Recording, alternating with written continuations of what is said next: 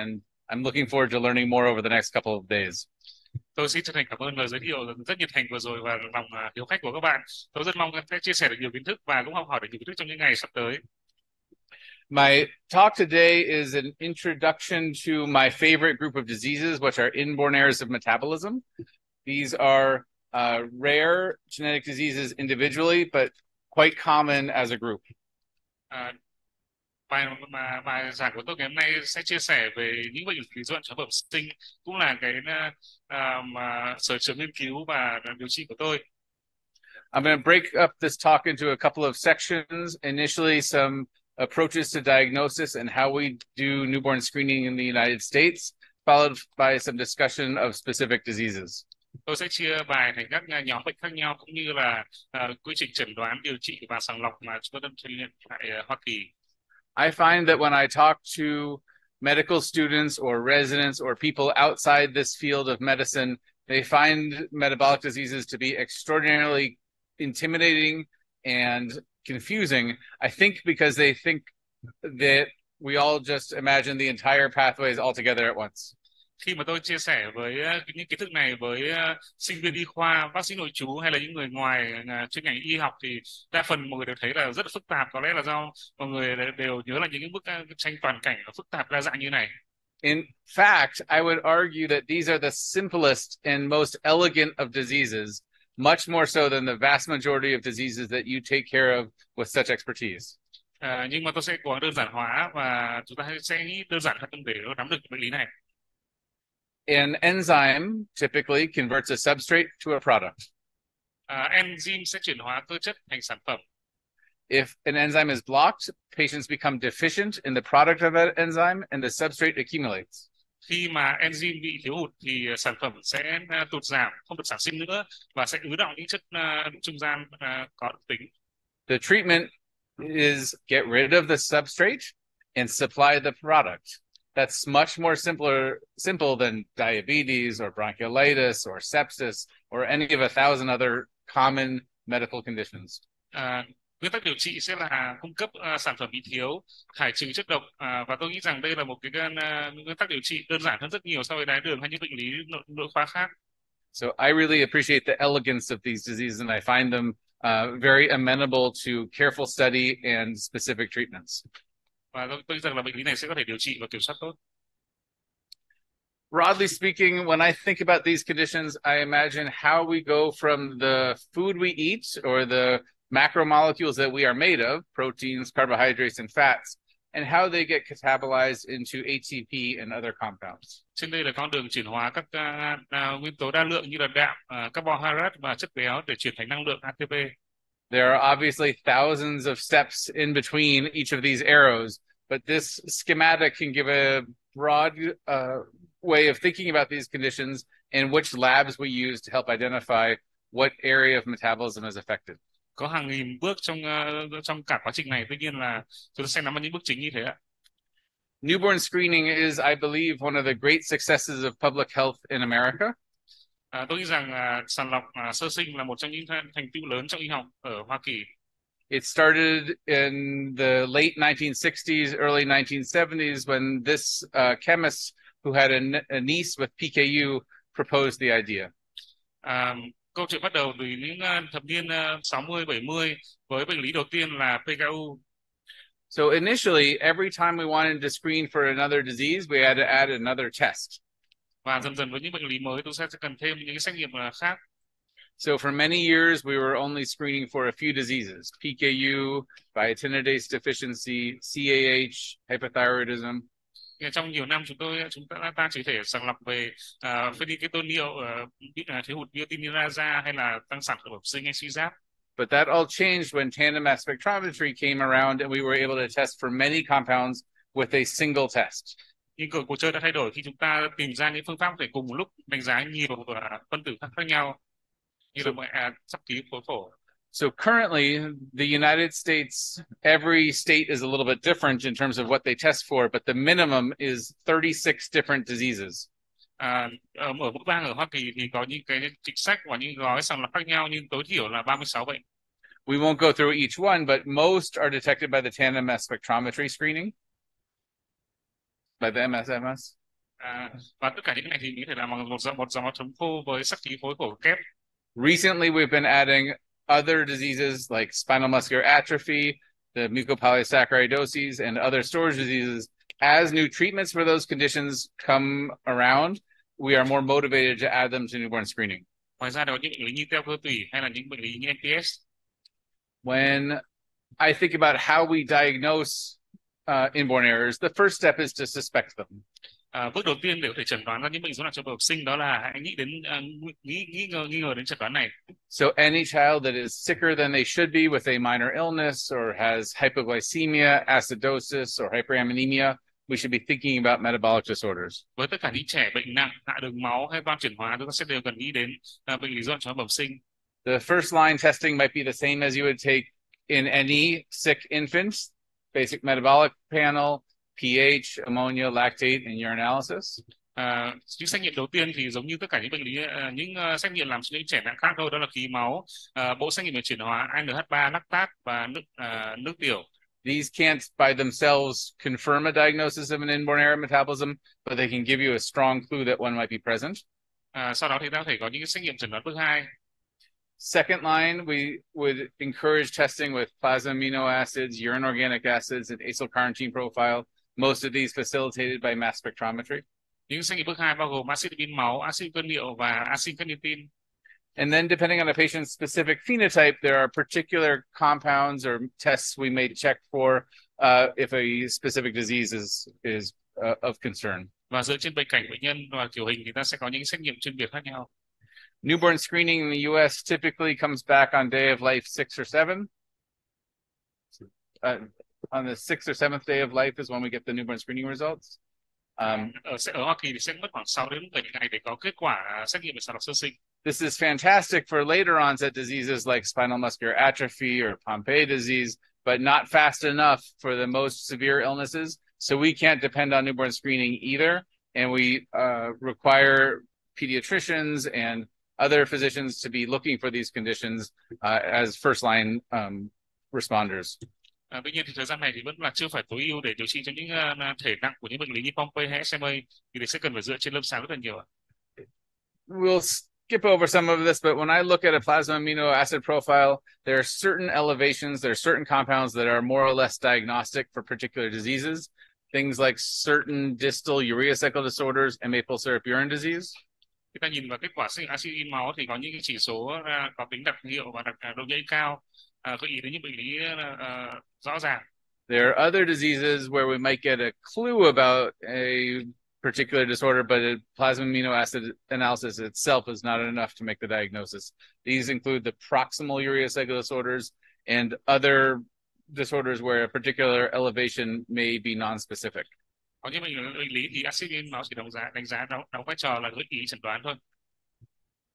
Organic acid analysis is a very useful test that can detect a wide range of different compounds in urine. Axit cơ liệu thì có giá trị chẩn đoán. Chúng ta tìm thấy rất nhiều những cái hợp chất bất thường trong nước tiểu. There are certain compounds that are more or less pathognomonic, meaning that if they're present at all, it confirms a diagnosis of a specific genetic disease. Có một số rối loạn chuyển hóa bẩm sinh có thể chẩn đoán xác định nhờ axit cơ liệu này. Acyl carnitine profile is an important test that detects all the different compounds that are bound to carnitine. Carnitine is an important molecule that helps many processes, but importantly, fats getting shuttled across the mitochondrial membrane. Về axit carnitine qua MS thì là một xét nghiệm có giá trị trong đánh giá chẩn đoán những chuyển hóa trong axit béo như axit hữu cơ. When you look at an acyl carnitine profile, you'll see it broken down by different sizes of compounds attached to carnitine by the number of carbons. So C2, C4, C6, and on, different numbers of carbons attached to the carnitine. Khi ta nhìn vào xét nghiệm axit carnitine thì ta thấy những chỉ số khác nhau khi mà được giáng hóa carnitine như là C3, C4, C5 và gợi ý những cái bệnh lý chuyên biệt. As a general rule of thumb, and of course there are exceptions, if there's an elevation of even numbered acyl carnitine, so 6, 8, 10, 12, 14, 16, that indicates a disorder of fatty acid oxidation. Nguyên tắc là khi tăng tích tụ những axit béo, axit những chuỗi dài thì gợi ý đến axit béo, And if gây axit béo.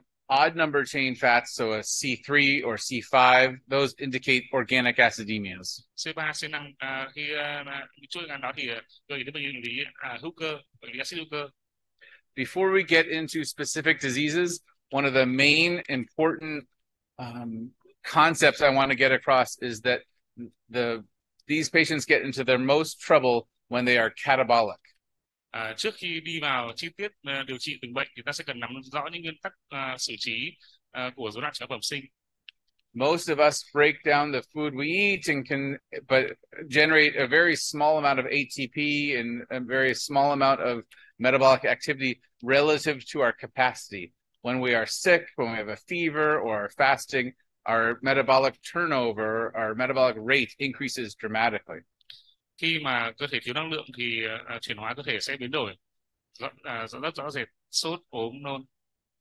And so these babies and these children are often okay when they are healthy, when they are not under physiologic stress. But then when they get an infection or fasting or a certain medication or any kind of stress, instead of getting a little bit sick, they become catastrophically sick. Khi mà trẻ có đủ năng lượng và khỏe mạnh thì có thể là không biểu hiện gì, không biểu hiện triệu chứng gì cả.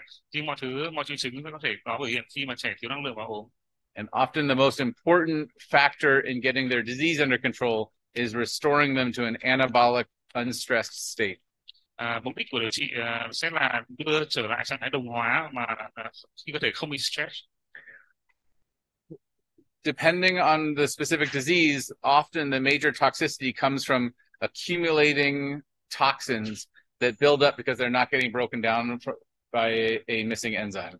Một nguyên tắc khác là ta sẽ thải trừ chất độc và tạo ra những con đường chuyển hóa chung thay thế khác.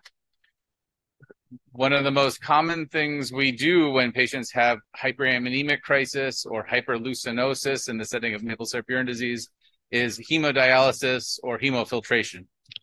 Một trong những phương pháp là lọc máu và thay máu. Peritoneal dialysis is not effective for these patients. Sorry. Peritoneal dialysis is ineffective for these patients. I don't know if peritoneal, like dialysis on the peritoneal cavity. Sorry. Tập phân phúc mạc thì không có hiệu quả trong điều trị. Okay, sorry. Yeah. There are certain medications that we use that can also stimulate disposal of toxic compounds, things like sodium benzoate and phenylbutyrate for ammonia, and glycine and carnitine for isovaleric acidemia. Có một số lựa chọn thuốc có thể là sử dụng để thải trừ chất độc, ví dụ như là natri benzoate hay là phenylbutyrate. Establishing metabolic or control or reversing catabolism, it's very important to feed these patients. Tăng cường đồng hóa cũng là một nguyên tắc điều trị chính. We see many times if a person has high ammonia levels, it makes sense to restrict protein, but over-restriction is just as much of a problem because they will become catabolic and break down their own body stores of protein. Như chúng ta biết thì một số bệnh nó sẽ hạn chế protein, tuy nhiên thì hạn chế quá cũng có thể là một nguy cơ chuyển nặng của bệnh nhân vì có thể sẽ chuyển sang dị hóa chính nguồn đạm của cơ thể và tình trạng sẽ tồi tệ hơn. Early in life, this is relatively easy because babies are growing so fast that we can give them a lot of protein and they will use it to grow. But as growth rate slows, the window of tolerable protein dose becomes smaller and smaller, and they often get sicker over the years. Ông nhắc lại về cái giới hạn đạm trong kiểm soát của đợt cấp do chuyển hóa bẩm sinh. We'll talk some about specific diseases. Chúng ta sẽ bắt đầu vào những bệnh lý cụ thể. The most common disease in my clinic is PKU. I don't think that's true here, but it's one of my very favorite conditions. Một trong bệnh lý phổ biến mà ông quản lý đó là PKU. PKU is caused by deficiency of phenylalanine hydroxylase, which is responsible for converting phenylalanine to tyrosine. Bệnh lý PKU là do thiếu hụt enzyme PAH chuyển hóa phenylalanine trở thành tyrosine. And the toxicity of PKU comes both from excess phenylalanine accumulation, but also from tyrosine deficiency. Cơ chế bệnh sinh của PKU thì cả tăng phenylalanine và thiếu hụt tyrosine. Tyrosine is an essential precursor to multiple neurotransmitters, particularly dopamine, norepinephrine, and epinephrine. Tyrosine là một chất tham gia trong quá trình dẫn truyền thần kinh, dopamine của cơ thể. Untreated, patients with this develop severe intellectual disability, microcephaly, seizures, and are hypopigmented. Bệnh nhân phenylketonuria không được điều trị thì sẽ để lại hậu quả là thiểu năng trí tuệ, đầu nhỏ, co giật hoặc là giảm sắc tố da. And in my country, this is one of, if not the most common inborn error of metabolism. Ở Hoa Kỳ thì đây là một trong bệnh lý rối loạn sản phẩm sinh phổ biến nhất. The treatment, at least when we first diagnose a baby with this, is a phenylalanine reduced diet. It cannot be completely free of phenylalanine because it is an essential amino acid, and so they do need some. Nguyên tắc đầu tiên của điều trị PKU đó là chế độ ăn giảm phenyl, và đây không thể là một chế độ cắt bỏ hoàn toàn được, bởi vì phenylalanine cũng là một cái acid amin thiết yếu của cơ thể.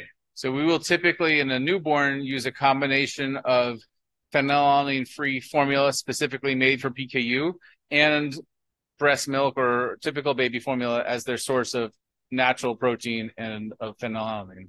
Vì thế nên chúng tôi cũng thường ở trẻ sơ sinh thường kết hợp sữa phenyl free với sữa mẹ hoặc là sữa công thức thông thường để đảm bảo được cái nguồn phenylalanine tự nhiên. This requires a lot of work and very close follow-up. We typically check amino acid levels 1 or 2 or sometimes 3 times a week, check weight, and adjust their formula mixture a couple of times a week over the first few months of life.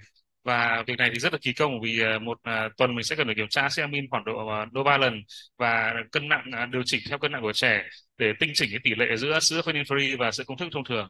An essential member of the team is our dietitians who have expertise in this and are the first point of contact for the families. Và vai trò của bác sĩ dinh dưỡng là rất quan trọng. Fortunately, we have some other options for older patients. Tetrahydrobiopterin is a cofactor for the enzyme, and some patients have mutations that alter the shape of the enzyme, and giving high doses of tetrahydrobiopterin can normalize the enzyme activity. And so that's a very nice option for a subset of patients. Và một cái thuốc là tetrahydrobiopterin cũng là một lựa chọn tốt, vì đây là một cái đồng vận thiết yếu với enzyme mà có thể cải thiện được cái tình trạng này. And then the most recent addition to our toolkit is pegvaliase, which is an injectable form of phenylalanine ammonia lyase. It's not the same enzyme that they're missing, but it does break down phenylalanine. Một lựa chọn khác là chế phẩm pegvaliase, một dạng tiêm tĩnh mạch, tuy không phải là cái enzyme bị thiếu nhưng cũng giúp chuyển hóa phenylalanine. This is very effective for patients who can tolerate it, but the risk is a very high rate of anaphylaxis and injection site reactions. Đây là một lựa chọn tốt vì nhiều bệnh nhân đáp ứng tốt, tuy nhiên là có nguy cơ của viêm não và tổn thương tại vị trí tiêm, vì đây là thuốc đường tiêm. This is a patient of mine eating his first hot dog after being tried on tetrahydrobiopterin and having a very favorable response.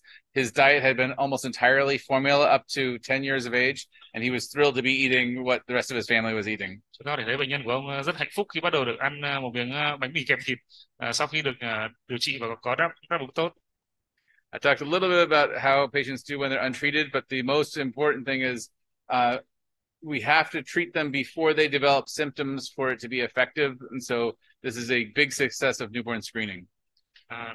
Ta có thể thấy là cái tiên lượng rất tệ của bệnh nhân lý PKU này không được điều trị, vì thế sẽ cần phải sàng lọc từ thời kỳ sơ sinh. The main things we see are these patients do not develop crises. They don't come into the hospital. They're not acidotic or hyperammonemic.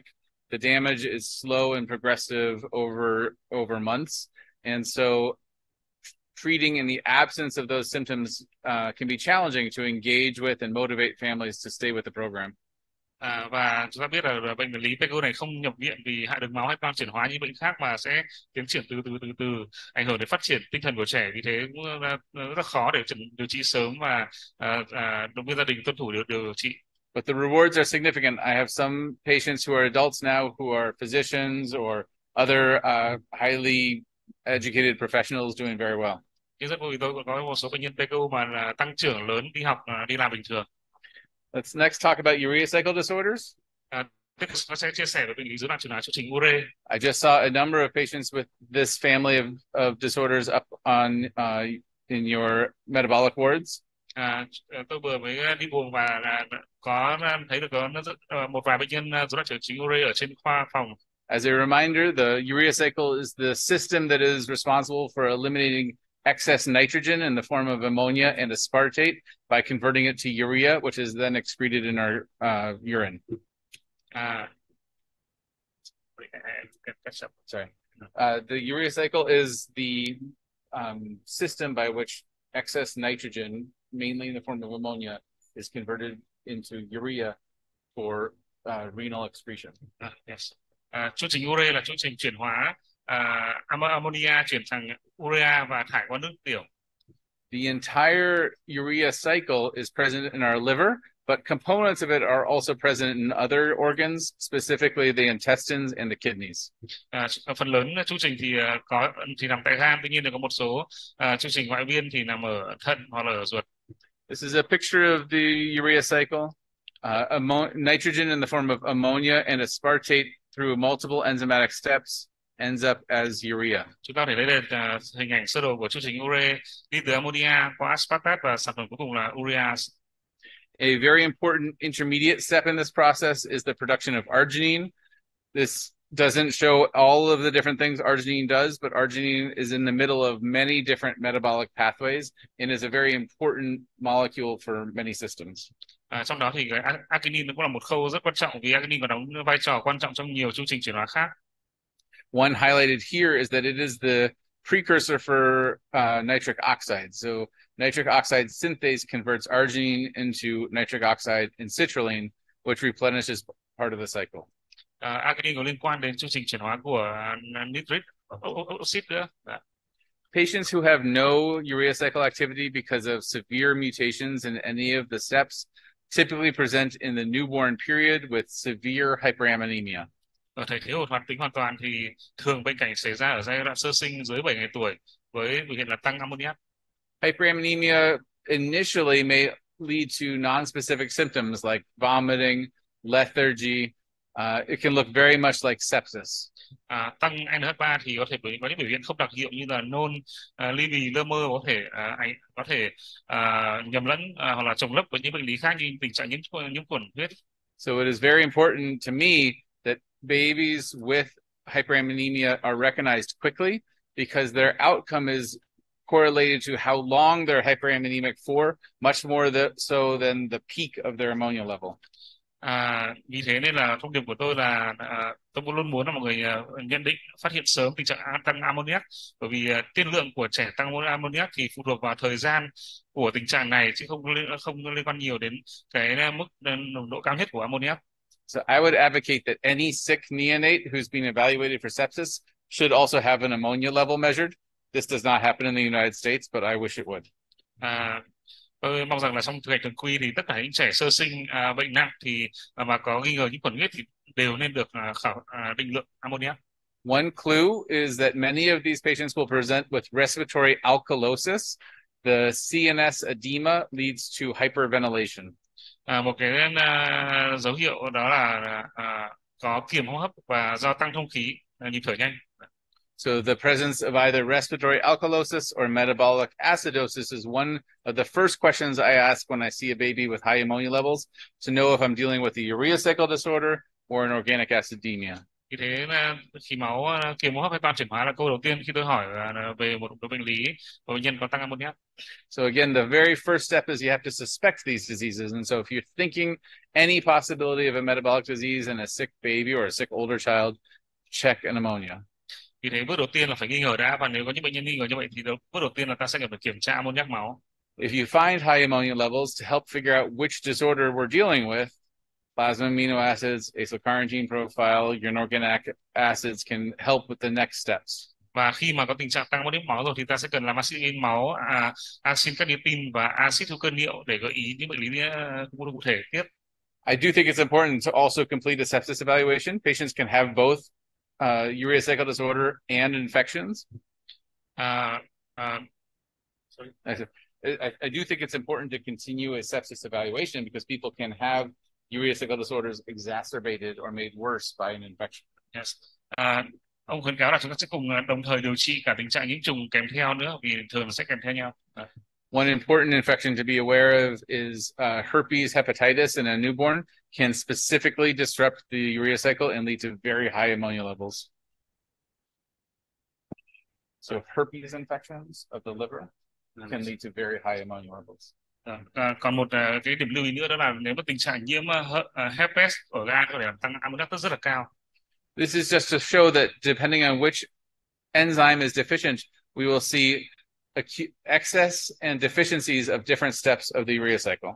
Ở trên sơ đồ này thì khi thiếu hụt những men nào thì chất nào sẽ tăng, thì ta có thể thấy trên sơ đồ của từng slide bác cái chuyển.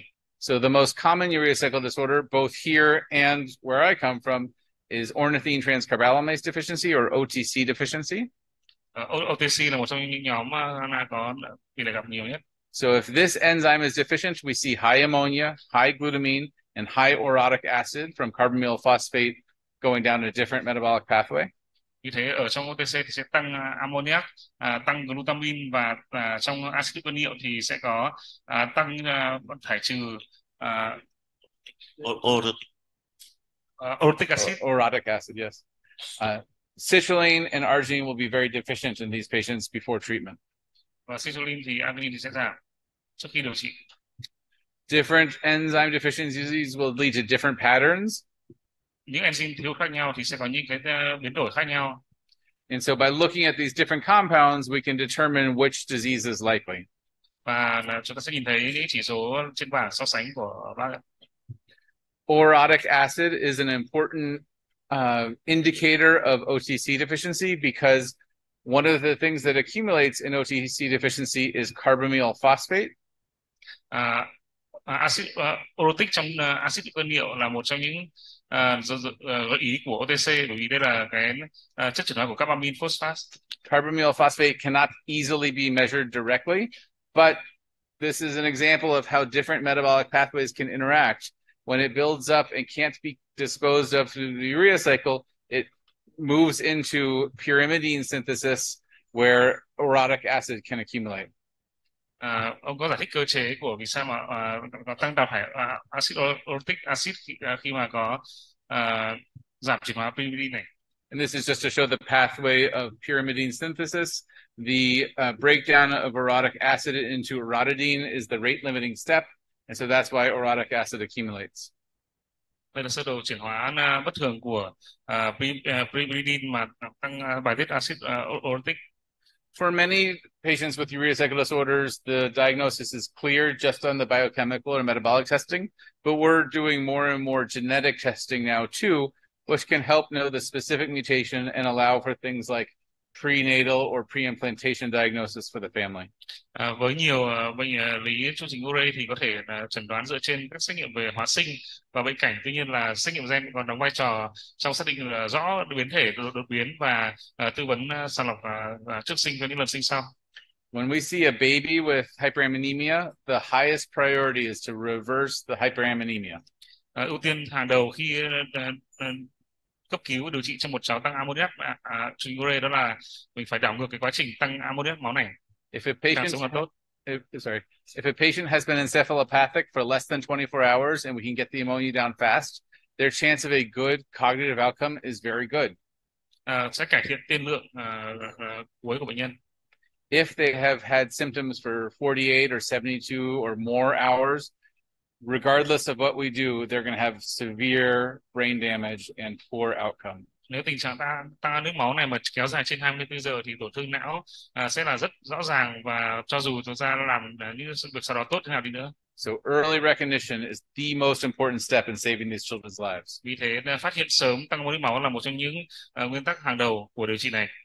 If the ammonia is high, the only way we can get rid of it directly is hemodialysis or hemofiltration. Và mình sẽ cân nhắc lọc máu. This is directly the speed that it comes down directly correlates to the rate at which we can do the dialysis or the filtration. So sometimes we can even go faster by using an ECMO circuit. Ông có nói rằng về cơ chế lọc máu là để thải trừ ammoniac, và đôi khi thì cái can thiệp ECMO có thể cải thiện tốc độ thải trừ này. It is at the same time, it's important to try to reverse the catabolism. So if you see a baby with this and a center that cannot start the dialysis right away. Intravenous fluids with excess dextrose is an important first step. Và đồng thời chúng ta sẽ truyền dịch với đường 10% để tăng cường về đồng hóa. It does make sense to initially withhold feeds while we're starting these therapies, but it's important to not make them NPO and not withhold protein for more than at most 48 hours. I would actually prefer less than that. Bước đầu thì chúng ta sẽ nhịn ăn, tuy nhiên thì hạn chế đạm và khuyến cáo là không kéo dài quá 24 giờ vì có thể làm sinh ra dị hóa. We want to give them as many calories as they can to suppress the breakdown of their own body protein. So using intravenous dextrose plus lipids and TPN with essential amino acids can be really helpful. Và truyền đường nồng độ cao lipid sẽ giúp hiệu quả, và các acid amin thiết yếu thì sẽ cải thiện được năng lượng và chuyển hóa bệnh nhân. In some patients, we'll use insulin also to drive the dextrose into the cells and to slow down the catabolic process. Và ở một số bệnh nhân thì chúng ta sẽ cần phải dùng thêm insulin để đưa đường vào trong tế bào và hạn chế dị hóa. The main medications we use, and we have both intravenous forms and oral forms, are benzoate and phenylbutyrate. Hai chế phẩm chúng ta sử dụng tiếp theo đấy là natri benzoate và glycerol phenylbutyrate. These bind some of the amino acids that most commonly release ammonia to the urea cycle. Glycine for benzoate and glutamine for phenylacetate or phenylbutyrate to form compounds that can be excreted by the kidney. Hai chất này thì gắn với glycine hoặc là glutamine. Đây là hai cái acid amin chính sản sinh tạo ra NH3, vì thế cải thiện cái tình trạng tăng ammoniac này. These are just the doses that we use, and we also give arginine for patients who have low levels. Đây là liều thuốc phenylbutyrate chúng tôi dùng, và cũng thêm arginine, liều arginine trong một số nhóm của chương trình Ure. This is a patient of mine taking her first dose of the glycerol phenylbutyrate, which tastes much better than the sodium phenylbutyrate. She has arginosic acid lyase deficiency. Ở đây hình ảnh của bệnh nhân của bác đang bắt đầu uống phenylbutyrate, dễ uống hơn natri-bet rất nhiều. I keep coming back to the nutritional management because I think it's underappreciated how important it is. Tôi sẽ nói thêm về vấn đề dinh dưỡng của bệnh nhân và tầm quan trọng của nó. Even if a patient has continuing hyperammonemia, feeding them is important. The right amount of protein is never zero. Kể cả khi trong tình trạng bệnh nhân có tăng ammoniac máu thì protein trong nuôi dưỡng không thể là bằng không được. Okay. Long term, the outcomes are they correlate very closely with the duration, not the peak of hyperammonemia. Về tiên lượng dài hạn thì cái tiên lượng về thần kinh và phát triển thì liên đới chặt chẽ đến thời gian tăng ammoniac máu, chứ không liên quan đến đỉnh ammoniac máu. At our center, any baby with neonatal onset urea cycle disorder and severe hyperammonemia, if we can reverse it fast enough, would be a candidate for liver transplant. Ở một số bệnh nhân dọa chảy ure thể sơ sinh ở trung tâm chúng tôi thì một số trẻ đã trở thành ứng viên của ghép gan. We typically do liver transplants between 2 and 4 months of age in this population, and their outcomes are very good. Và chúng tôi thường ghép gan ở nhóm khoảng 4 tháng tuổi và tiên lượng rất tốt. I am not a surgeon, but the surgeons tell me that these are very, very appealing patients to do transplants in because their anatomy is normal and their liver is otherwise healthy. Tôi không phải là phẫu thuật viên, tuy nhiên thì các bác phẫu thuật viên nói với tôi rằng là ở nhóm trình ure này thì là một ứng viên rất tốt của ghép gan vì không có bất thường cấu trúc giải phẫu và nhìn chung là gan là bình thường, vì thế nên là tương đối thuận lợi trong chương trình trong phẫu thuật ghép gan. And their outcomes after transplant are excellent. This is a cure. Và tiên lượng của ghép gan trong điều trị chương trình ure là rất tốt. Đây gần như là một chữa trị và khỏi bệnh. This just shows some outcomes. Historically, before we had our modern medications and transplant options, about half of all the babies we saw died in their first year of life. Ở nhóm bệnh nhân mà không có hoạt tính enzyme thì có khoảng một nửa sẽ tử vong trước 1 tuổi. With the newer intravenous benzoate and phenylacetate mix, that number came down significantly. khi mà trong cái thử nghiệm liên quan đến chế phẩm natri benzoat và phenylacetat trộn, tức là amonun, thì cái tỷ lệ tử vong này còn giảm còn 27%. But still, these patients got worse and worse over the years because as their growth rate slowed, their ability to tolerate protein went down, they would have additional hyperammonemic episodes, more brain damage. And so we really have moved to early transplant. Khi trẻ càng lớn thì cái tổn thương não, tổn thương sẽ tiến triển do liên quan đến mức độ hấp thu protein, thì chúng ta sẽ cần cân nhắc ghép gan sớm. This shows the rate of survival based on the age of presentation. This is old data. Our patients are doing better now, fortunately. Cái đây là tỷ lệ sống sót của bệnh nhân. Đây là dữ liệu cũ rồi, bây giờ thì đã khá hơn. Moving away from the urea cycle disorders into the disorders affecting branch chain amino acids. Chúng ta sẽ chuyển từ bệnh lý loạn chuyển urea sang bệnh lý axit amin chuỗi nhánh. The most common in the U.S. are maple syrup urine disease, methylmalonic and propionic acidemia, and isovaleric acidemia. Đây là những nhóm bệnh phổ biến nhất, đó là MSUD, methylmalonic acid, propionic acid và isovaleric acid. I think these are all relatively common for you all as well.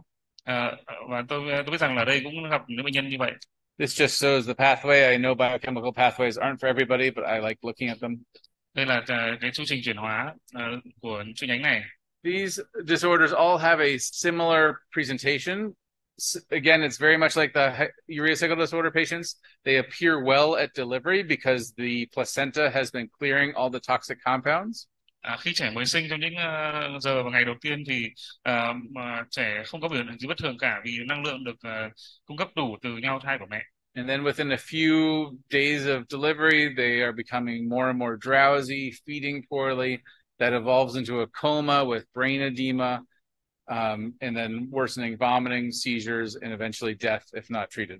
Và chỉ sau vài ngày sau sinh thì trẻ ăn kém dần, kém chơi, ly bì, rồi dần dần có biểu hiện phù não, thoát phồng, rồi giảm chịu lực cơ, khó thở, co giật, hạ thân nhiệt, vân vân.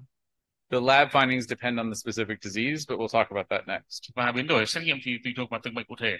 So maple syrup urine disease is a disorder of the branch chain ketoacid dehydrogenase enzyme. Bệnh lý MSUD thì là thiếu hụt của ketoacid dehydrogenase chuỗi nhánh. There are actually 3 different genes that can lead to MSUD. Có 3 cái gen khác nhau có thể gây ra tình trạng bệnh lý này. And this leads to accumulation of these specific unusual keto acids in multiple tissues that have a distinctive smell that gave the disease its name. Cái thiếu hụt enzyme này thì dẫn đến tích tụ high oxo keto acids trong máu bất thường và tạo ra cái mùi đặc trưng. So if any of you have smelled babies with maple syrup urine disease, it's very distinctive. It smells like toasted or burnt sugar or maple syrup. Nếu mà ta ngửi đến mùi đường cháy, nó mùi rất là đặc trưng của bệnh lý MSUD này. One important compound to look for on amino acids is allo-isoleucine. This is a compound that that is not present in any of our blood or urine, but it would be present in patients with MSUD. Chúng ta cần để ý đến cái chỉ số allo-isoleucine này. This is one of the very first steps in the conversion of the branch chain amino acids, leucine, isoleucine, and valine, into their metabolism. Khi mà thiếu hụt những enzyme đó thì sẽ tăng những chất như trên sơ đồ. One of the things that always scares me about MSUD is that it does not have very distinctive lab findings on the basic tests you do on a sick newborn. So they're not typically strikingly dehydrated or acidotic or hyperammonemic, unlike the other disorders we're talking about. Ngoài cái mùi ra thì các xét nghiệm cơ bản gần như sẽ không có bất thường gì cả, không có mất nước, không có toan, không có nhiễm toan, không tăng hoặc là chỉ tăng nhẹ ammoniac máu và công thức máu thì bình thường. One clue can be ketones on a urinalysis. It's very unusual for a newborn to produce ketones, even if they're hypoglycemic. If you see a lot of ketones, that's a strong clue that there might be an inborn error of metabolism. Tuy nhiên thì trong tổng tiết tiểu thì sẽ có tăng thể cetone rất là nhiều. Đây là một cái dấu hiệu gợi ý. Elevated leucine is an emergency, just like high ammonia. Elevated leucine is an emergency, very similar to hyperammonemia. Tăng leucine trong máu thì cũng có mức độ nguy hiểm như tăng ammoniac máu vậy. In dialysis or hemofiltration, is the most effective way to bring it down fast. Và lọc máu thì là cách duy nhất để có thể giảm nhanh cái mức độ leucine này. We also have specific formulas and specific TPNs with mixtures of amino acids that have all the things they need and none of the amino acids that are dangerous for them. Chúng tôi có cái công thức nuôi dưỡng tĩnh mạch chuyên biệt cho trẻ mới DOD, cao năng lượng, giảm protein để nuôi dưỡng tĩnh mạch và nuôi dưỡng đường ruột. Among the three branched chain amino acids, leucine is the dangerous one, and so we restrict leucine most carefully. And in fact, we'll often supplement isoleucine and valine to reduce catabolic stress. Rồi, ta sẽ giảm leucine, tăng isoleucine và valine. A small minority of patients with this disease have mutations that respond to high-dose thiamine, so we always try that, though in my experience it has only very rarely been effective. Có một số nhóm nhỏ bệnh nhân thì có đáp ứng với thiamine khi bổ sung. These patients, similar to the urea cycle disorders, will have episodic decompensations and crises with catabolic stress, and there's a very high risk for death from herniation due to brain swelling. Cái tình trạng này thì sẽ có những đợt cấp bất bù và nguy cơ đột tử do thoát vị não. These patients are also cured by liver transplant. Đây cũng là bệnh lý có thể chữa trị. But liver transplant is a cure. Là có thể chữa trị bằng ghép gan được. And one of the very appealing things about liver transplant for these patients is they also make very good liver donors. Yeah. So the liver taken out of a patient with maple syrup urine disease can be used for another patient who also needs a liver transplant. Tức là như bệnh nhân này thì người ta bỏ gan ra thì gan để cho bệnh nhân khác được dùng được. Domino transplant. Nghĩa là cái gan của bệnh nhân này có thể ghép cho ứng viên để ghép cho ứng viên cho người khác được. Because the branched chain amino acid enzyme is present in our muscles also. If you have a deficient liver but normal muscles, you're still okay. Or if you have deficient muscles and normal liver, you're okay. Bởi vì cái enzyme này thì còn có trong cơ nữa, nên là những người cần gan khác có thể nhận gan hiến từ bệnh nhân này. So whenever we have a child with maple syrup urine disease who's getting a liver transplant, we also line up the next liver recipient. So one donor can cure 2 or even more patients by doing the domino transplant. Vì thế một người hiến gan cho trẻ MSUD thì có thể cứu được 2 người.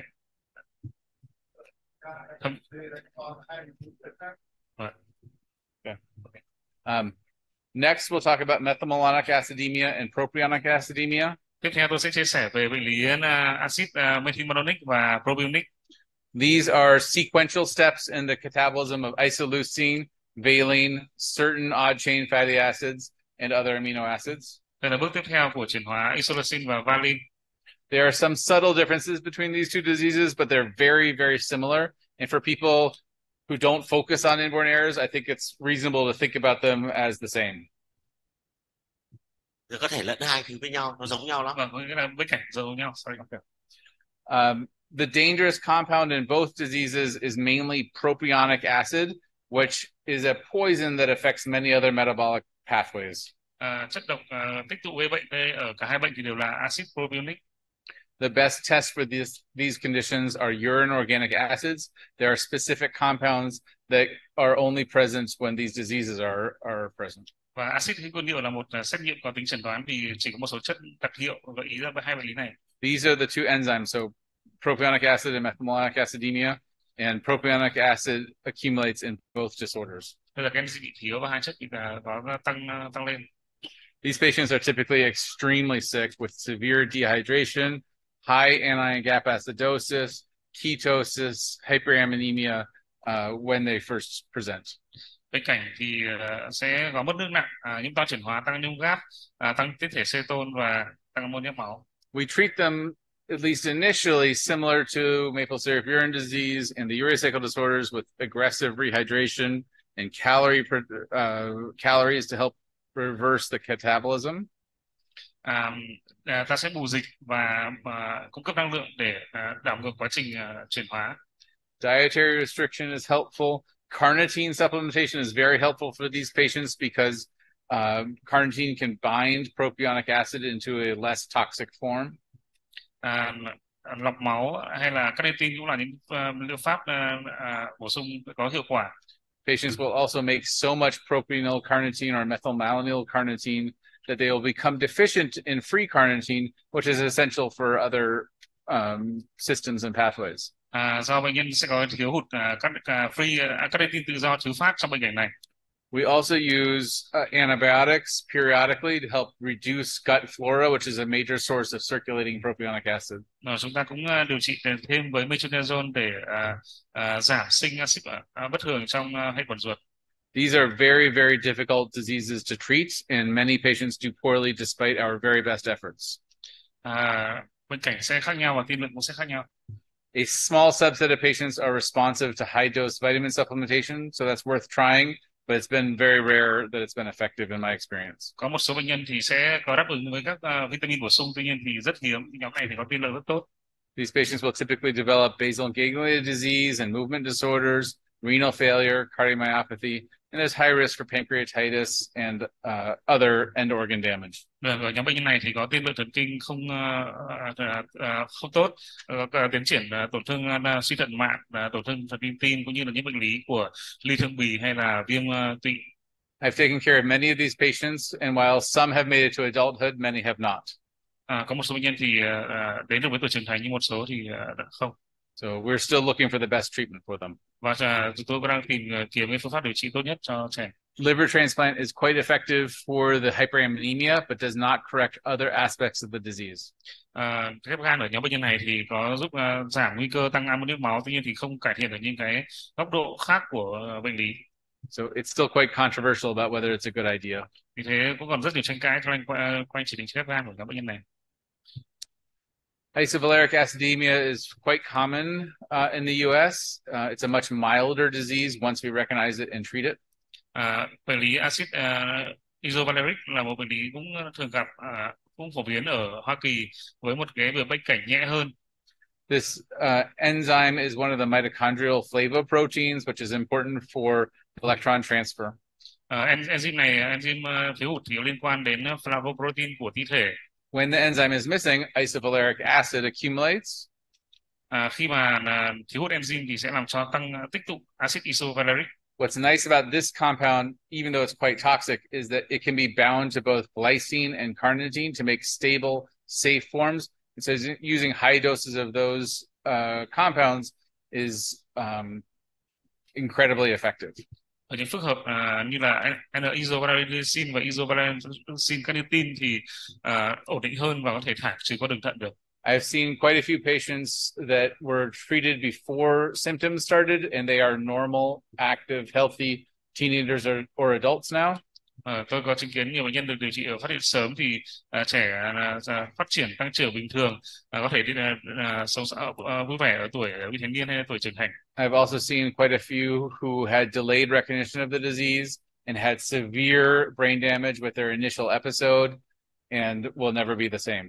Nó khác biệt với những bệnh lý mà có tổn thương nặng khác. Isovaleric acid presents very similar to methylmalonic acidemia and propionic acidemia, except for the addition of a very distinctive and quite gross odor. They smell very bad. Yes, cái bệnh cảnh của cái isovaleric này thì tương tự với hai nhóm trên là methylmalonic và acid propionic, nhưng thường là có nhẹ hơn một chút.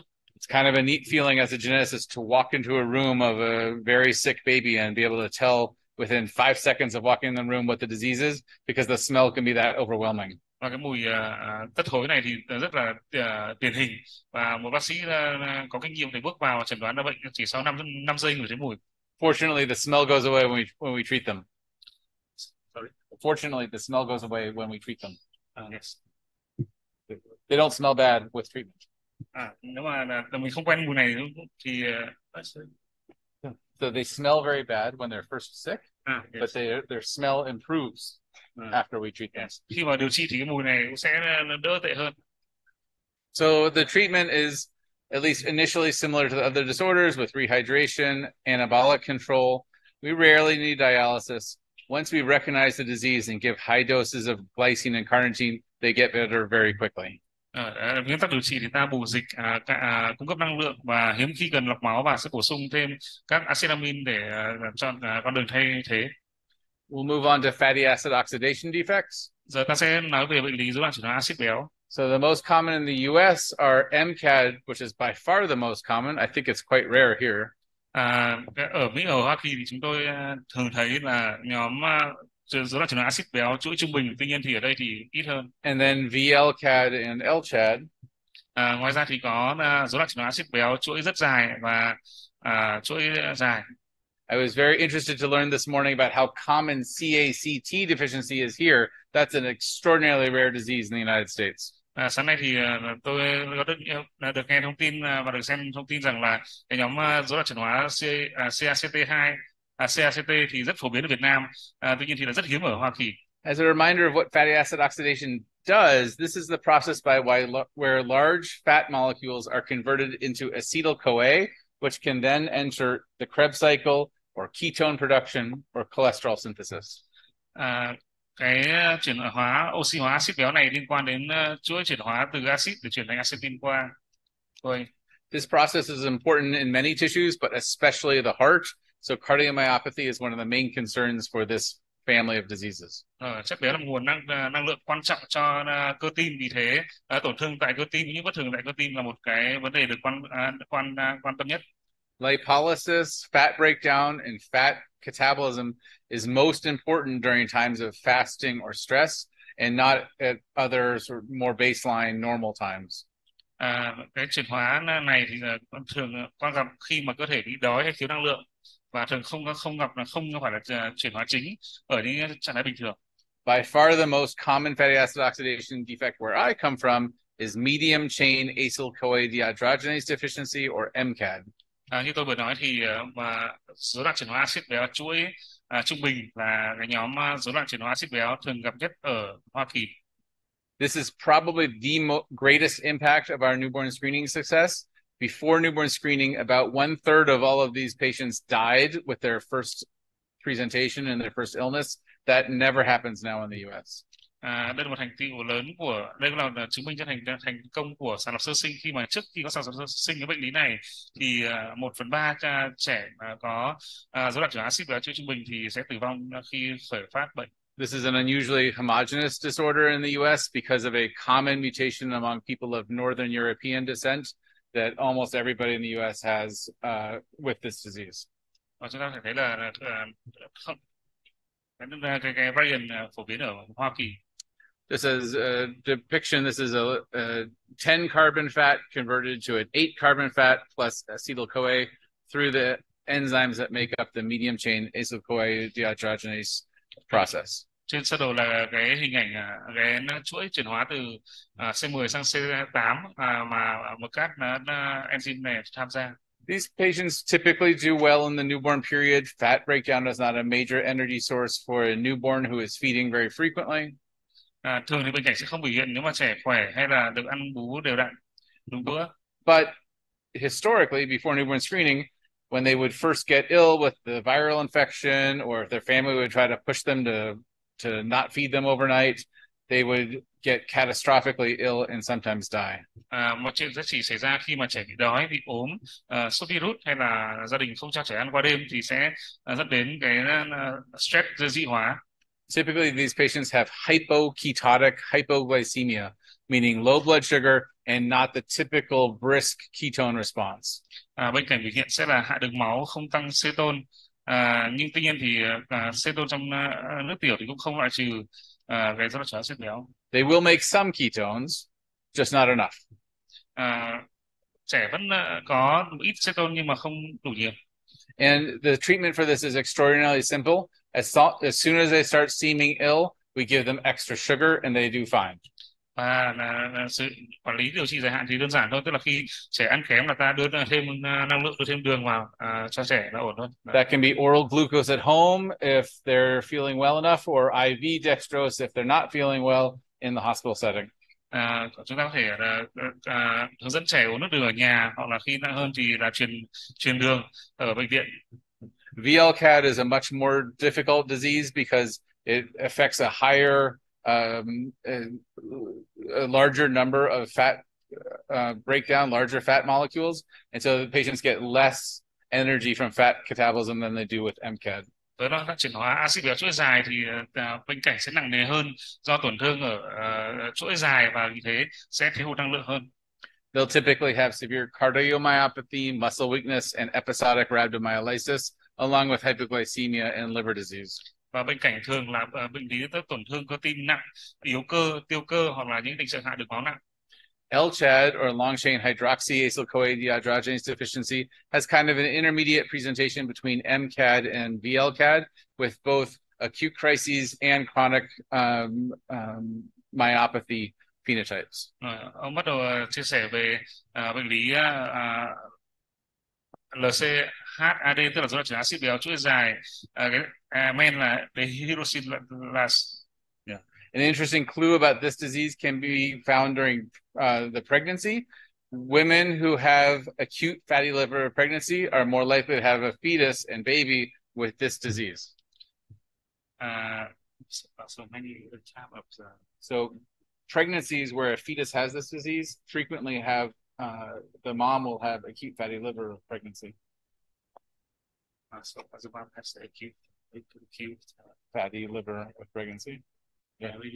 Yeah. Sorry, acute fatty liver pregnancy. Cái bệnh lý này thì có biểu hiện thường là có người mẹ sẽ có cái gan nhiễm mỡ cấp tính trong thời kỳ mang thai. We'll briefly can talk about galactosemia. This is a relatively common disease in the U.S. that we do newborn screening for. It affects multiple organ systems. It can lead to brain damage, cataracts, and most importantly, liver disease in the newborn period. Một trong bệnh lý sàng lọc tiếp theo có thể sàng lọc đến là galactosemia thì gây ra tổn thương đa cơ quan, não và đặc biệt ở gan. The enzyme is GALT, and it's responsible for the conversion of galactose and between galactose and glucose. Và cái thiếu hụt do thiếu hụt enzyme GALT này chuyển hóa protein sơ đồ. There are two other enzymes that can also have mutations and genetic diseases: galactokinase deficiency and galactose epimerase deficiencies. Those are milder versions of the same condition. Ngoài ra thì cũng có hai enzyme mà nếu khi thiếu hụt do đột biến gen cũng gây ra bệnh cảnh tương tự. These patients typically present with vomiting, diarrhea as a newborn with liver failure, often cataracts, and then E. coli sepsis is specifically common. Bệnh cảnh thường có nôn, tiêu chảy thời kỳ sơ sinh, có tổn thương gan và nhiễm khuẩn E. coli. This is one of the diseases that has been on our newborn screening for a long time, and it causes us some difficulty because the enzymatic testing can be affected by weather, humidity, and heat. And so on hot summer days, we're much more likely to get false positives. Đây là một cái bệnh lý được sàng lọc sơ sinh từ lâu rồi, tuy nhiên là có nhiều yếu tố có thể ảnh hưởng đến giá trị dương tính hay âm tính của sàng lọc đó. Ví dụ trong những ngày mà thời tiết khó khăn, thời tiết nóng thì có thể có những dương tính giả nhiều hơn. The treatment takes galactose out of the diet, and so a soy-based formula is life-saving for these patients. Về điều trị thì ta sẽ lựa chọn chế độ ăn hạn chế galactose như là sữa từ các chế phẩm từ đậu.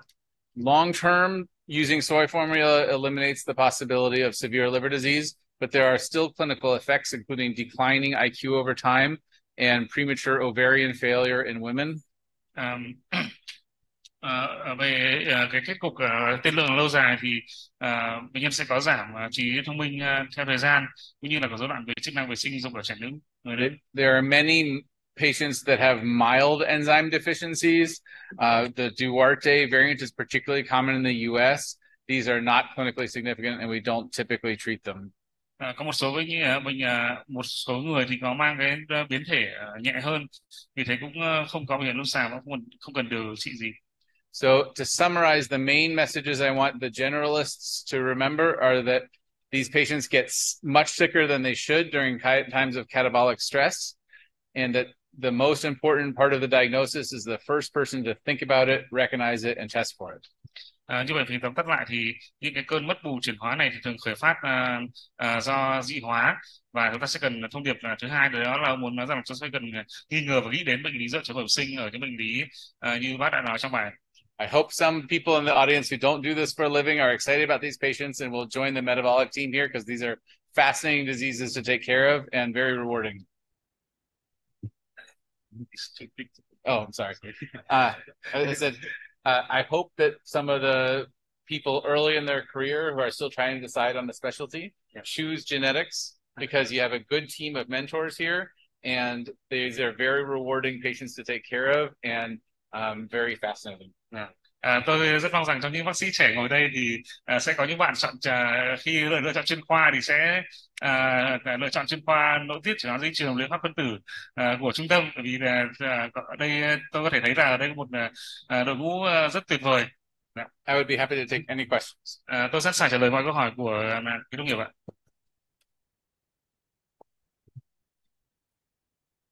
Thank you. Thank you. Thank you so much, Dr. Lanpher, for your wonderful sharings and extensive experience. Có hai câu hỏi gì không nhỉ? Chắc là bác sĩ Xoay rất là xì xào về ECMO trong... Vâng.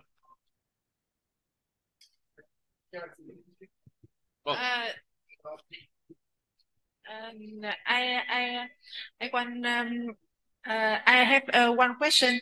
I listen you talk about the ECMO in the chest hyperammonia, and I wonder when you indication for ECMO for hyperammonia, and I want to know about mechanism of ECMO for high. So this was more true historically than it is now with some of the newer dialysis machines that can run faster. But ammonia dialyzes and is removed by hemofiltration very readily. And the speed of ammonia removal is directly correlated to the speed at which you can drive a dialysis pump. And with a ECMO circuit, we can get much higher speeds for dialysis and clear it faster. And so when we used to have a patient on typical dialysis, so with typical dialysis, we might bring the ammonia down over 6 or 12 or 24 hours. With ECMO, it can be done in an hour. And so it's not to support the heart and lungs, it's to drive the dialysis machine quicker.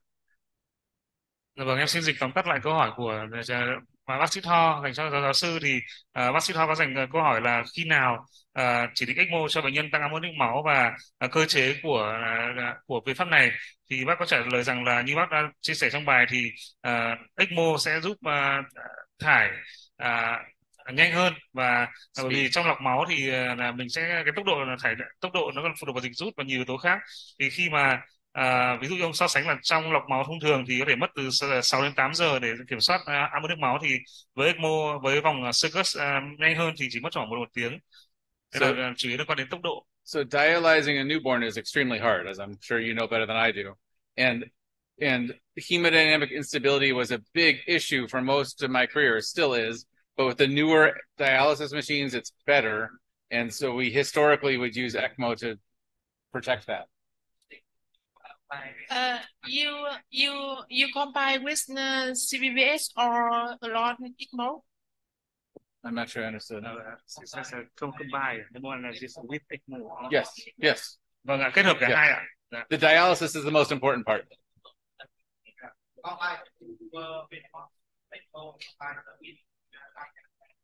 Yes. Vâng, chúng ta sẽ kết hợp cả hai phương pháp lọc máu và ECMO ạ. There was another question. Bác sĩ Ánh ạ.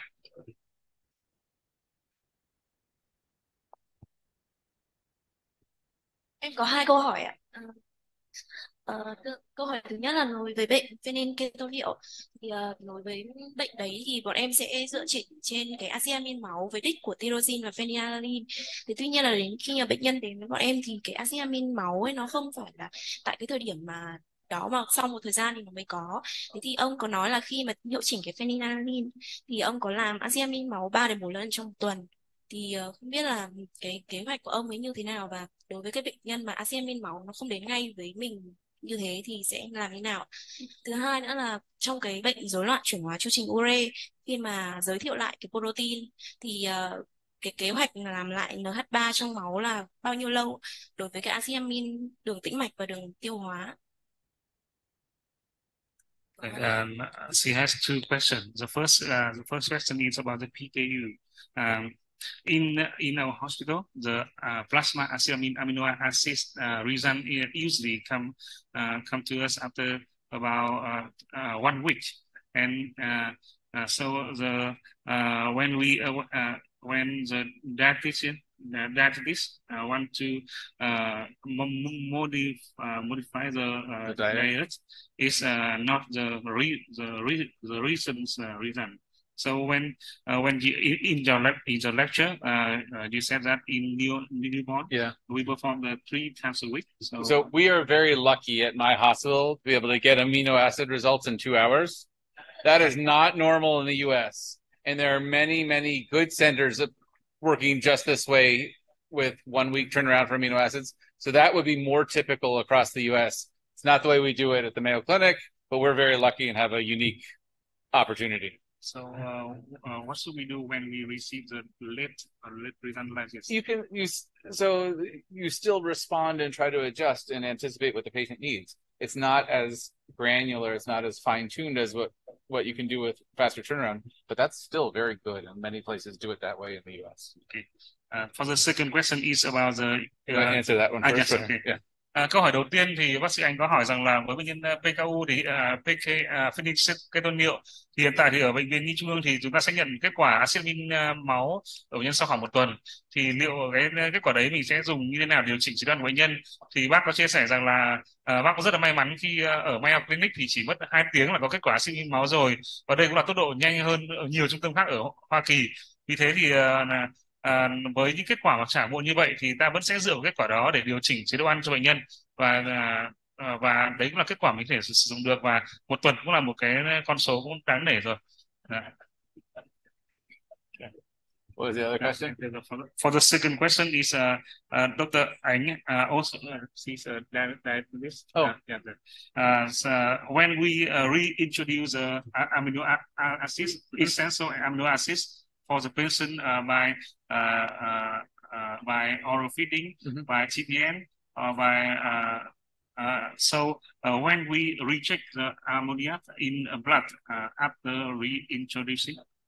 So it very much depends on the patient's situation and how severe they are, how high their ammonia is, how encephalopathic they are. It's always better to feed enterally if that's an option. So I'd rather use the intestines than TPN, but we do TPN also when needed. I think anytime you make a diet change in a severely sick and critically ill patient with the urea cycle disorder, it makes sense to check an ammonia multiple times a day and make adjustments as needed. In an ideal situation, you might also check amino acids and try to titrate the essential amino acids so that they're normal. You don't want them too low, you don't want them too high, but it depends on what you have access to in terms of labs. Vâng, với câu hỏi thứ hai của bác sĩ Ánh về bệnh lý rối loạn chuyển hóa chính ure thì sau khi mình giới thiệu lại, nghĩa là mình cho ăn lại acetamin cho bệnh nhân thì mình sẽ kiểm tra ammoniac sau bao lâu, thì bác có giải đáp là mình sẽ dựa vào tình trạng bệnh nhân. Giả sử với những bệnh nhân mà có tình trạng nặng hay là ammoniac ở mức độ cao thì khi mà cho giới thiệu lại chúng ta sẽ cần phải kiểm tra lại nhiều lần trong ngày và cố gắng giữ ammoniac ở mức không quá cao, không quá thấp. When we have a baby admitted with a hyperammonemic crisis, we check their amino acids every morning, have results late morning, and make up their new batch of formula for the day. So every day we adjust. Ở Mayo Clinic thì với những bệnh nhân mà tăng ammoniac máu như vậy thì các bác sẽ làm xét nghiệm ammoniac máu vào mỗi buổi sáng và có được chế độ điều chỉnh phù hợp trong ngày và sẽ kiểm tra lại vào ngày hôm sau. That's not normal. I think it's better, but it's not normal. Như vậy đấy là một lời khuyên tối ưu hơn chứ không phải là quá thường quy. Nên là tối ưu. Other questions? Mình có câu hỏi nào khác không ạ?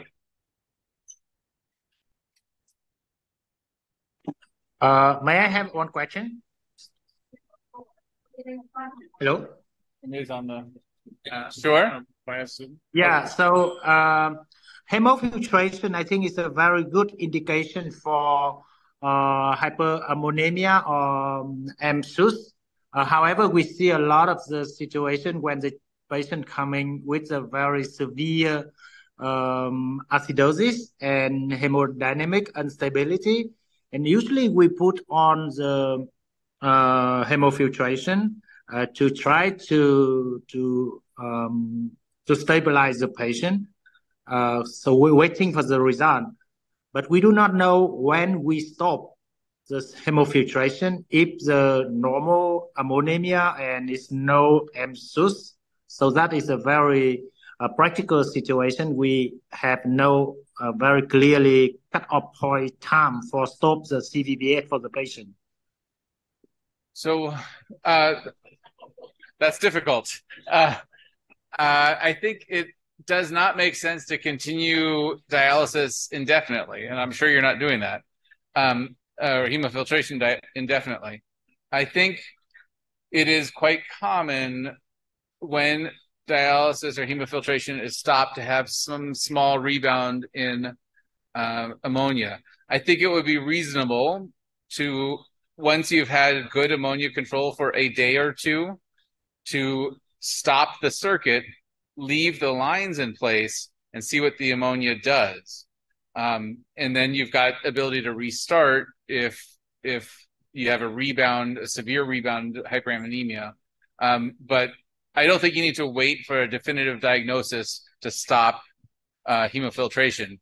Getting the anabolic state restored, getting the catabolism under control, regardless of the underlying genetic disorder, is going to be the most important thing for long-term control.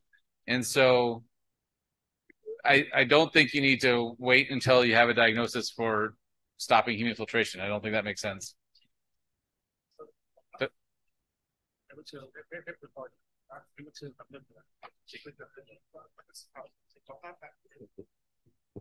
bác sĩ Phúc nói là trong trường hợp mà nặng vào ấy, trong trường hợp nặng như kể cả toan hay là gọi là tưới máu không ổn định thì có khi phải chỉ định lọc máu, nhưng mà đến khi lọc máu đến khi nào là câu hỏi, bởi vì nếu chúng ta lọc máu mà chúng ta không biết được chẩn đoán thì ông nói rằng là thật ra cũng không cần phải lọc máu cho đến khi nào mà biết được chẩn đoán đâu, cứ lọc đến khi mà nó ổn định thôi, và sau đó chúng ta sẽ dựa vào các xét nghiệm để mà chẩn đoán sau, chứ không phải là chúng ta phải lọc liên tục đến khi có chẩn đoán được.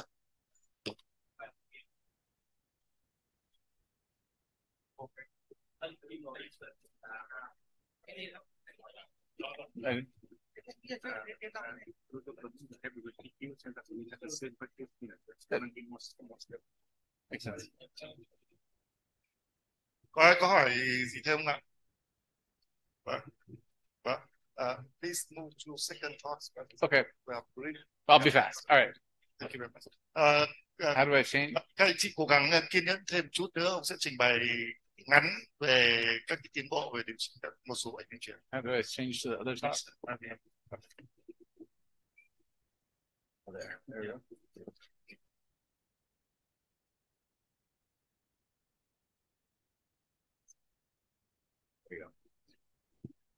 Okay, so this talk is really about some exciting new frontiers in treating genetic diseases. A lot of the principles that we just talked about for inborn errors have been present for many years. We're definitely continuing to get better at treating them, but they're still the same principles. Fortunately, we have some new ideas for treating genetic diseases that are very exciting. Sau đây là bài chia sẻ về những phương pháp điều trị mới của bệnh lý di truyền. The two main categories that I focus on are gene therapy and antisense oligonucleotides, or ASOs. Tôi sẽ nhấn mạnh vào hai phương pháp điều trị chính, đó là liệu pháp gen và liệu pháp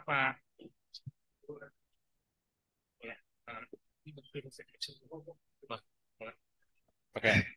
So gene therapy has been around as a concept for many decades, but it's only in the last couple of years has actually become a reality. Liệu pháp gen đã được lên ý tưởng từ nhiều thập kỷ nay rồi, nhưng mà gần đây mới được hiện thực hóa. Fundamentally, this means that we modify viruses to use the viral machinery to deliver a gene we want to a patient that has a genetic disease. Ý tưởng là ta sẽ làm sửa đổi một số gen của một số con virus đưa vào cơ thể để sửa đổi những bất thường của trên người bệnh. The first approved gene therapy in the United States was for a rare genetic form of blindness. Liệu pháp gen thay thế đầu tiên được chấp thuận là dành cho chỉ định cho bệnh nhân mù bẩm sinh labor. the details are not important, but fundamentally, these are patients that were previously blind and now can see again. Thông tin chi tiết thì có trên slide, tuy nhiên thì tôi thể tóm tắt rằng sau khi sau khi điều trị thì trẻ người từ một người bị mù bẩm sinh thì có thể nhìn trở lại được. The retina has a number of unique characteristics that makes it a very appealing target for gene therapy. So there are now many gene therapies in development for genetic retina diseases. Và ông nói rằng là hiện tại thì có rất nhiều liệu pháp gen thay thế được phát triển cho những bệnh lý về võng mạc này. The gene therapy that is kind of most important to my practice right now is probably the one for spinal muscular atrophy. Một trong những chỉ định khác là liên quan đến bệnh lý teo cơ tủy. Spinal muscular atrophy, at least in the United States, was for a long time the most common recessive lethal disorder in childhood. Đây cũng là một trong những bệnh lý thường gặp ở Hoa Kỳ trong nhiều năm qua. Almost everybody with spinal muscular atrophy, both in the United States and here in Vietnam, have a deletion within the SMN1 gene. Nguyên nhân hay gặp nhất là do mất đoạn trên gen SMN1. With the gene therapy, there's a modified viral vector to deliver a normal copy of the SMN1 gene. Cơ chế là sử dụng ABV9 như là một vector để mang gen sửa đổi gắn vào cho người bệnh. This particular virus is nice because it can cross the blood-brain barrier and target brain and spinal cord neurons. Với vector này thì có ưu điểm vượt trội là đi qua được hàng rào màu não và nhắm trúng đích vào hệ thống thần kinh trung ương. The first trial was in 15 patients with predicted severe disease. When given before symptoms, they all did well, survived without requiring mechanical ventilation or tube feeding. Và với thử nghiệm đầu tiên thì với 15 bệnh nhân ở thể nặng thì bệnh nhân sau dùng thuốc thì an toàn và có đáp ứng. This new treatment prompted the addition of spinal muscular atrophy to newborn screening. So now typically these treatments are given at around 2 weeks of age before a patient shows any symptoms, and patients are doing very well. Vì teo cơ tủy cũng nằm trong chương trình sàng lọc sơ sinh, vì thế tối ưu điều trị một số bệnh nhân điều trị từ 2 tuần tuổi trước khi có những triệu chứng yếu cơ đầu tiên. Current gene therapies that are approved in the United States include the spinal muscular atrophy, a new one for X-linked adrenoleukodystrophy that is interesting because that's an ex vivo gene therapy where we take a patient's bone marrow, stem cells out, treat them in the lab, and then return them as a bone marrow transplant. Trên đây là danh sách những bệnh mà đang có liệu pháp gen thay thế phù hợp, liệu pháp gen trị liệu phù hợp và kết hợp với những biện pháp điều trị khác. We also have new gene therapies available for hemophilia, beta thalassemia, and Duchenne muscular dystrophy. Chúng ta còn có những liệu pháp gen trị liệu dành cho bệnh hemophilia B, beta thalassemia và loạn dương cơ Duchenne. A major challenge with these therapies is that they are extraordinarily expensive, costing multiple millions of dollars.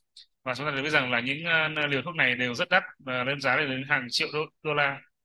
I anticipate and hope that over time they will become less expensive and more available across the world. Mong rằng là trong thời gian tới thì giá cả sẽ đỡ đắt đỏ hơn để có thể tiếp cận đến nhiều người hơn. This is just to show all the different gene therapy trials that are ongoing. There are hundreds in process now. Chúng ta có thể thấy là đây là rất nhiều những cái nghiên cứu thử nghiệm về liệu pháp gen đang được thực hiện trên toàn thế giới. So I anticipate this will become a routine part of my practice soon. Hy vọng rằng sẽ là một lựa chọn điều trị thường quy trong tương lai. What I spend a lot of time working on right now is antisense oligonucleotide therapies or ASOs. Sau đây là bác sẽ trình bày về liệu pháp oligonucleotide ASO. These are modified short strands of DNA or RNA. They are modified so that they are not broken down by enzymes. Đây là những cái đoạn ngắn được điều chỉnh của ADN và nhằm trúng đích vào những cái biến thể gây bệnh và đặc hiệu. Depending on the particular kind of mutation a person has, we may be able to block that mutation and reduce its effects. Tùy thuộc vào cái đặc điểm của đột biến đó thì sẽ có những cơ chế phù hợp. Another good example is spinal muscular atrophy again. Tôi sẽ quay trở lại với ví dụ về bệnh lý teo cơ tủy. One of the interesting things about this gene is that all of us have a second gene called SMN2, which is nearly identical but not effective because of a small change just outside one of the exons that leads to abnormal splicing. Ông có nói về gen SMN2, một gen đa hình gen cùng nguồn gốc của SMN1 là cơ sở để xây dựng nên liệu pháp này. So in the normal situation, the SMN1 gene is intact. All 8 exons are expressed. And SMN2 is not because of this mutation that leads to exon 7 being skipped. Chúng ta có thể thấy rằng là cái giữa SMN1 và SMN2 thì có một số thay đổi, thì thế không sản xuất ra được cái enzyme, cái sản phẩm giống như nhau. In a patient with SMN1 disease, where the SMN1 gene is mutated and so they have spinal muscular atrophy, we can give this medication that blocks that splice site and restores normal activity to the SMN2 gene, and it can be quite effective. Khi mà ở với liệu pháp này thì ta sẽ chỉnh sửa một chút ở gen SMN2 để tạo ra những cái protein chức năng thay thế cho cái SMN1 đột biến. This is a bit more challenging than the gene therapy because it is an intrathecal injection that has to happen every couple of months, and there are issues with adverse events and a higher risk of hydrocephalus during the treatment. Một số thử thách khi mà đối với gen trị liệu đó là cần phải tiêm tủy sống, cũng như là một số cái tác dụng phụ thường gặp. But still it is quite effective and far better than we had previously. Nhưng mà vẫn là những liệu pháp tốt hơn và giúp cải thiện về mặt điều trị của chúng ta. For both this treatment and the gene therapy for spinal muscular atrophy, it's essential that this be given before symptoms start. We do not restore lost anterior horn cells, and so newborn screening for this is critically important now. Chúng ta sẽ cần điều trị, phát hiện sớm để điều trị trước khi có triệu chứng đầu tiên để không bị mất những cái chức năng sừng trước tủy sống. Another example is a treatment for Duchenne muscular dystrophy, which I'm sure you're all familiar with. Một số cái ví dụ, một ví dụ khác về bệnh lý loạn dưỡng cơ Duchenne. DMD is caused by mutations in the longest human gene. It has 79 exons compared to that to the spinal muscular atrophy gene, which has 8. Loạn dưỡng cơ Duchenne do bất thường của một cái gen dài nhất trong cơ thể người, kéo dài đến 79 exon. If this gene is eliminated, this protein is eliminated, the result is Duchenne muscular dystrophy. If you produce a smaller, shorter dystrophin gene, they have a much milder disease called Becker muscular dystrophy. Khi mà đột biến mà mất hoàn toàn cái lượng protein dystrophin thì gây ra bệnh loạn dưỡng cơ Duchenne, nhưng nếu có thể sản xuất được một chút thôi thì có thể có trở thành cái thể nhẹ hơn như là Becker. There is a relatively recently approved ASO therapy for this disease that causes skipping of a section of the gene where many patients harbor mutations, and so it shortens the functional gene and leads to a milder phenotype. Bác vừa nói về cái chế phẩm sen là dựa trên cơ chế bỏ qua exon số 51 để tạo ra thêm protein dystrophin để chuyển từ thể DMD sang thể Becker nhẹ hơn. This shows just relative to control patients who have steady decline over the years. They have much slower decline and even some plateauing with treatment. Chúng ta thể thấy là cái đường màu xanh là đường được điều trị thì nó được cái tiến trình bệnh nó chậm hơn rất nhiều. You can see the dystrophin in a muscle biopsy. Patients before treatment have almost no dystrophin produced, but after treatment they have essentially normal looking muscle cells. Để thấy là trên trước và sau điều trị có thay đổi rất đáng kể và rõ ràng về cái lượng protein dystrophin. There are currently approved antisense oligonucleotide treatments for other Duchenne muscular dystrophy deletions, amyloidosis, acute porphyrias, certain cancers, and certain forms of familial hypercholesterolemia, with more in development. Những bệnh lý khác mà có thể điều trị bằng liệu pháp oligo là những cái bất đoạn khác của DMD hay là những bệnh lý ung thư chuyên biệt đặc hiệu. What I'm now spending a lot of time on is thinking about single patient drugs, single patient trials. Cái thử nghiệm đơn cho một bệnh nhân thôi, cho một bệnh nhân. Ông đang nói, chuẩn bị nói đấy.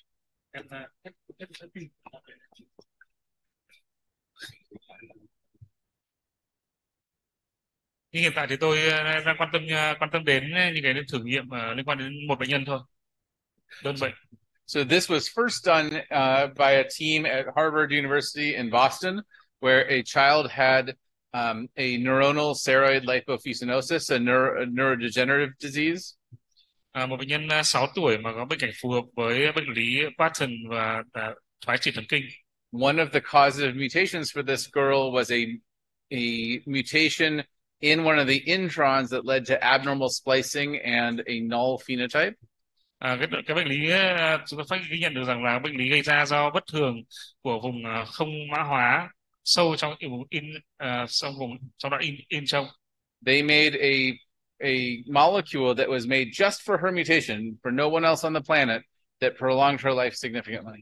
Và chúng tôi tạo ra những cái oligo chuyên biệt chỉ chặn đúng cái vùng đấy thôi, dành cho đúng bệnh nhân đấy thôi, cho đột biến đó thôi, để làm chậm lại tiến triển bệnh. So we have many patients with mutations like this, either gain of function mutations or novel splice site variants, that we can make compounds specific to that individual's mutation. Chúng tôi có thể tạo ra những cái phức hợp mà giải quyết từng những đột biến cụ thể như vậy ở nhiều bệnh nhân. So I'm part of a team or leading a team of scientists at Mayo where we're trying to make new medications for 2 patients that have severe neurologic diseases that we think we can treat with ASOs targeting their individual mutations. Chúng tôi đang phát triển một cái oligo đặc hiệu cho một nhóm có 2 bệnh nhân thôi, có bệnh lý thần kinh, và hy vọng rằng sẽ có hiệu quả cho nhóm trẻ này. The challenges for us will be how we get these kinds of studies funded, how we do regulatory work around it, how we prove efficacy when it's an N of 1 trial. But I think these are all overcomable, and I hope and anticipate this will become a normal part of my practice going forward. Cái khó khăn là làm thế nào để xin được kinh phí, xin được cấp phép, và như hy vọng rằng là với hiệu quả này thì có thể sẽ trở thành một cái thực hành trong tương lai. In the future, I think it will be extremely important to have quick genetic disease. I will talk tomorrow or later today about a program where we are doing ultra rapid genome sequencing on children in our intensive care units that I think is showing great promise for rapid identification of patients with genetic conditions. Về câu chuyện ở tương lai thì chúng ta sẽ mong rằng sẽ có những cái phương pháp chẩn đoán phân tử nhanh hơn, như là bài nói chiều nay của tôi về giải trình tự gen khẩn cấp để chẩn đoán bệnh cho bệnh nhân. When we make diagnoses before damage is done, we should, and I hope we'll be able to cure them. Chẩn đoán sớm hơn, hy vọng rằng có những biện pháp để có thể điều trị cho trẻ. Happy to take questions about this subject. Tôi sẵn sàng trả lời mọi câu hỏi ạ.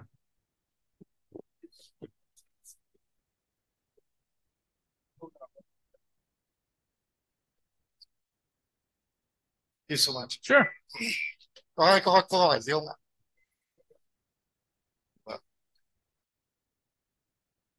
Nếu chúng ta không có câu hỏi thì thông điệp sáng nay thì tôi thấy ông bác sĩ Lanpher nhấn mạnh cho chúng ta là bất kể một trẻ sơ sinh nào mà trong tình trạng nặng thì chúng ta cảnh giác với tăng ammoniac, và chúng ta luôn luôn nhớ là kiểm tra ammoniac, bởi vì cái kết quả điều trị nó phụ thuộc vào cái thời gian mà đứa trẻ tăng ammoniac. Nếu như chúng ta điều trị càng sớm thì cái kết quả nó càng tốt.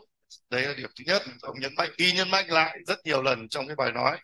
Cái phần thứ hai, ông nhấn mạnh là cho dù chúng ta cho bệnh nhân tạm thời nhịn ăn trong cái giai đoạn mà bệnh nhân nặng, thì chúng ta không cho nhịn quá, tức là chúng ta đưa lại protein, cho bệnh nhân ăn lại protein, tất nhiên với lượng nhỏ tăng dần, và chúng ta không để bệnh nhân nhịn quá 24 giờ đồng hồ mà chúng ta không cho ăn. Đấy là điểm rất là quan trọng trong hồi sức và trong điều trị những cái cơn cấp của rối loạn chuyển hóa bẩm sinh. Điểm thứ ba, ông rất là cảm thấy rất là hứng thú với cái kết quả của ghép gan cho một số chỉ định, ví dụ như là chu trình ure, ví dụ như là bệnh MSUD. Thế còn một số các cái chỉ định khác thì vẫn còn đang tranh cãi, ví dụ như là propionic. Gần đây thì tôi thấy họ nhiều nơi họ chỉ định, nhưng mà hôm nay thì trong cái bài trình bày thì ông thấy rằng là không kết quả không chắc chắn lắm. Thế thì bác sĩ Hoa thì rất là ngồi đây thì mọi lần thì bệnh nhân từ miền Tây người ta cũng viết thư, người ta con người ta bị trụ trình ure, người ta viết thư từ miền Tây ra để người ta hỏi chúng ta có ghép hay không, thì chúng tôi cũng rất là tích cực để thúc phó sư Hiền và phó sư Hoa ở đây. Thế thì hôm nay giáo sư Hoa cũng rất là hứng thú và cứ đấy ghép đi ghép, và chúng ta thấy rằng ghép thì thậm chí ghép domino thì bệnh nhân mà MSUD hoặc chương trình ure cái gan của lấy ra chúng ta còn ghép cho người khác nữa, ghép cho cái cháu khác nữa, thì chúng ta thấy rằng rất là có ích lợi. Thì trong tương lai tôi nghĩ rằng, và ông nhấn mạnh cả lúc chúng tôi trao đổi ở trên bệnh phòng và ở dưới này là cái kỹ thuật thì thậm chí là thuận lợi hơn với các cái chỉ định khác, ví dụ như teo động ngực, bởi vì là cấu trúc gan nó bình thường, thế nên là nó đỡ phức tạp hơn là các cái chỉ định khác. Nên trong tương lai tôi nghĩ rằng là rất mong là chúng ta chỉ định sớm cho nhóm này, phó sư Hoa. Thế còn sang cái bài chủ đề thứ hai thì mặc dù là ngắn nhưng cái thông điệp để cho chúng ta thấy rằng là rõ ràng là một số các cái bệnh mà chúng ta cảm thấy bó tay, như là teo cơ tủy, như là loạn giữa cơ đu sen, rồi thì bệnh lý võng mạc di truyền, rồi thì hemophilia B rất là nan giải, nhưng hiện nay hoặc là loạn giữa não chất trắng từ thận adrenoleukodystrophy thì các cái phương pháp điều trị mới đã đang hiện hữu ở Mỹ và nhiều nước trên thế giới, và thậm chí bệnh viện Nhi Trung ương thì teo cơ tủy ít nhất là cho đến thời điểm này là 30 cháu được điều trị rồi, và mỗi cháu là 50 tỷ ta biết rồi 22 cháu đã được tiêm trên 2 tuổi đã được tiêm tủy sống. Thành phố Hồ Chí Minh thêm 14 cháu nữa, và trong tương lai thì tôi nghĩ cũng như là giáo sư đã đặt ở cái dòng cuối cùng, tức là nhiều các cái gen thay thế cho nhiều các cái bệnh khác vẫn đang tiếp tục nghiên cứu thử nghiệm, và trong tương lai thì hy vọng là được phê chuẩn sớm. Thì đấy là những cái thông điệp chính mà bác sĩ Lanpher đã gửi đến cho chúng ta. Thế thì chúng ta có câu hỏi gì thêm không ạ? Nếu không có câu hỏi gì thêm thì chúng ta xin tất cả chúng ta lưu ý là chiều hôm nay thì 2 giờ chiều thì ở hội trường Hà Nội các bác sĩ hồi sức cấp cứu sẽ trình bày 2 ca bệnh rất là khó, và ông vừa nhìn thấy cái kênh chuyển say lên chúng tôi qua rồi, trông rất là căng thẳng. Thế và sau cái phần trình bày đấy thì ông sẽ trình bày ngắn về một chủ đề nữa mà ông có rất nhiều kinh nghiệm, tức là gọi là rapid genome sequencing, tức là giải trình tự cách khẩn cấp toàn bộ hệ gen trong hồi sức cấp cứu sơ sinh cũng như hồi sức điều trị tích cực, để phát hiện các cái bệnh hiếm để chúng ta có thể điều trị sớm, đặc biệt là những cái trường hợp nó không rõ ràng, ví dụ như là tiến sĩ Phúc vừa trình bày nó cứ toan thôi và nghi ngờ, thế sau đấy là mình cứ lọc máu, huyết động không ổn định, mình cứ lọc máu và lọc đến bao giờ nữa, thế để chờ kết quả. Thế thì hóa sinh thì cũng có hạn, cũng có giới hạn nhất định, chúng ta không thể phát hiện được toàn thể các cái bệnh di truyền hiếm đâu. Thế nhưng mà với cái giải trình tự thế mới thì cũng có thể chúng ta cũng có thể phát hiện được một tỷ lệ nhất định nữa mà giúp ích cho chúng ta có quyết định điều trị sớm hơn. Thế thì nếu như ai không có bận học lý thuyết thì các anh chị tập trung ở hội trường Hà Nội lúc 2 giờ chiều. Và một lần nữa thì để chân thành cảm ơn giáo sư Lanpher, chúng ta xin chúng ta một tràng vỗ tay để cảm ơn ông. Thank you. Thank you.